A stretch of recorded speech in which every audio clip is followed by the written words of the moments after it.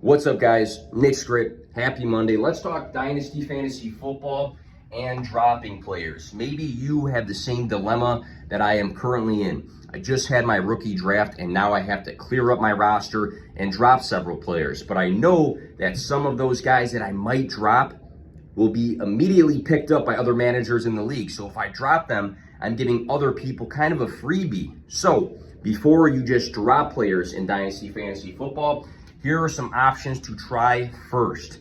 Number one, 2-for-1 deals to slightly upgrade somebody on your roster. So for example, let's say I have player A. This is a guy I am not planning on dropping, right?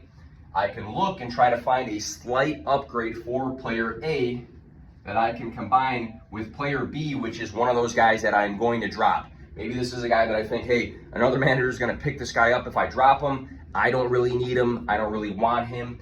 I try to find a slight upgrade to player A. So let's say that's player C. Again, a slight upgrade to player A. And maybe this manager that has player C could use both of these guys. So that's something I can figure out as well. But instead of just dropping player B, I can combine him with the guy I was going to keep for a slight upgrade. Some people shoot for the moon when it comes to 2-for-1 deals, but sometimes a slight upgrade could go a long way at the end of the day.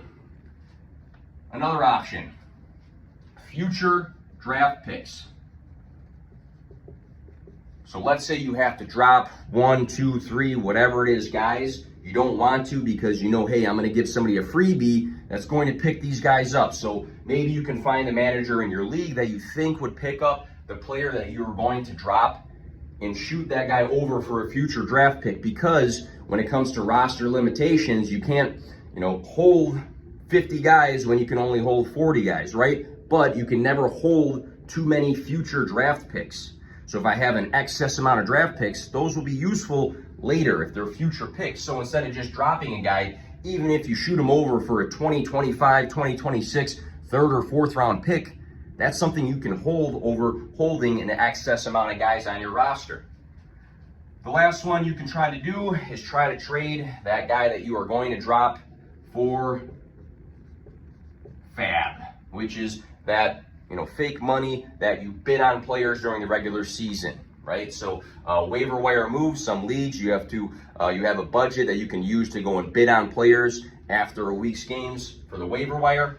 Maybe instead of just dropping a player, you could find that manager that might pick that player up and say, hey, I'll send you this guy for 25, 50, whatever it is, fab, that free agency money, instead of just dropping the player. So the big picture here, at the end of the day, a lot of us will just drop players because we don't think we're going to use them.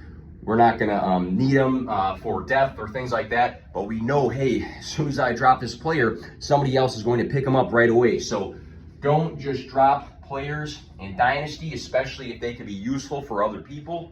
Try to go through these steps first. Have a good day, guys.